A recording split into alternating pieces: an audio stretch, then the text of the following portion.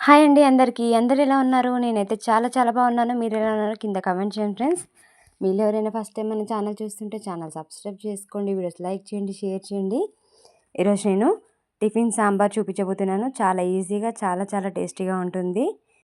అది ఎలా తయారు చేసుకోవాలంటే ముందుగా కుక్కర్ తీసుకోవాలి. అందులోకి ఒక పావు కప్పు కందిపప్పు తీసుకోవాలి.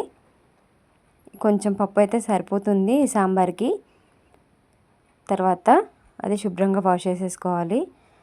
ఇప్పుడు అందులోకి కట్ చేసి పెట్టుకున్న ఆనియన్స్ వేసుకోవాలి. తర్వాత పచ్చిమిర్చి వేసుకోవాలి. ఇలా 2 అయితే సరిపోతాయి. ఇలా చుంచి వేసుకోవాలి. తర్వాత కట్ చేసి పెట్టుకున్న ఒక టమాటా వేసుకోవాలి. ఇది వేసుకున్న తర్వాత కరివేపాకు వేసుకోవాలి ఒక రెమ్మ. తర్వాత వాటర్ మునిగేంతవరకు పప్పు మునిగేంతవరకు వాటర్ వేసుకోవాలి. ఎక్కువ వేసుకున్న మొత్తం చాలా మెత్తగా అవుతుంది కాబట్టి దానికి సరిపడన్నీ అది మునిగేంతవరకు వేసుకుంటే మనకి కరెక్ట్గా సరిపోతుంది. తర్వాత అందులోకి కొంచెం పసుపు వేసుకోవాలి. కొంచెం నూనె వేసుకోవాలి. ఒక 1 స్పూన్ నూనె వేసుకుంటే సరిపోతుంది. తర్వాత మూత పెట్టి కుక్ చేసేసుకోవడమే. కుక్కర్ మూత పెట్టేసుకోవాలి. 3 విజిల్స్ వచ్చేంతవరకు కుక్ చేసుకుంటే మనకి పర్ఫెక్ట్గా సరిపోతుంది పప్పు ఉడికేది. ఇలా 3 విజిల్స్ వచ్చిన తర్వాత మూత తీసి చూస్తే చక్కగా ఉడికిపోతుంది.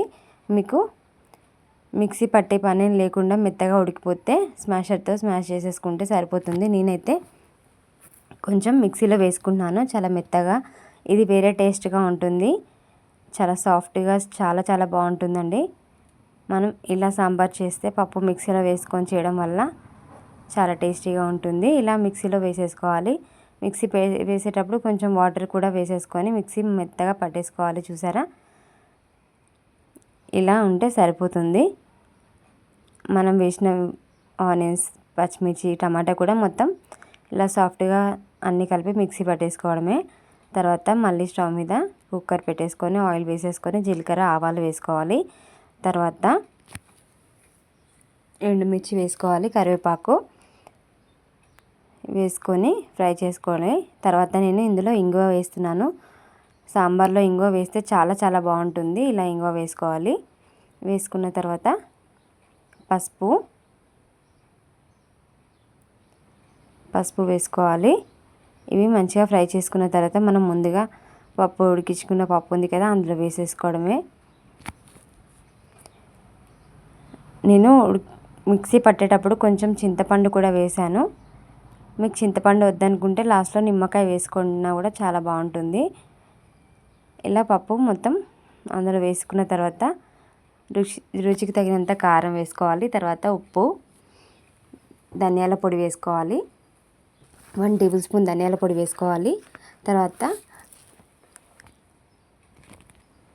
సాంబార్ కారం వేసుకున్నాను. దీనివల్ల పప్పు చారు మరింత రుచిగా ఉంటుంది. చాలా టేస్టీగా ఉంటుంది. అది నేను మరో రెసిపీ చూపిస్తాను. తర్వాత కరివేపాకు వేసుకోవాలి. కరివేపాకు వేసుకున్న తర్వాత మరిగించుకోవాలి. ఒక గుప్పెడు కొత్తిమీర వేసుకుంటే సూపర్గా ఉంటుంది. ఇలా మరిగించుకున్న తర్వాత మనకి కన్సిస్టెన్సీ చూసుకోవాలి. ఎలా అయితే బాగుంటుందో, తిక్కుగా, కొంతమందికి తిక్కుగా నచ్చుతుంది, కొంతమంది పలుచగా నచ్చుతుంది కదా. చూసారా, ఈ కన్సిస్టెన్సీ ఉన్నప్పుడు ఇలా మరిగిన తర్వాత స్టవ్ ఆఫ్ చేసేసుకోవడమే.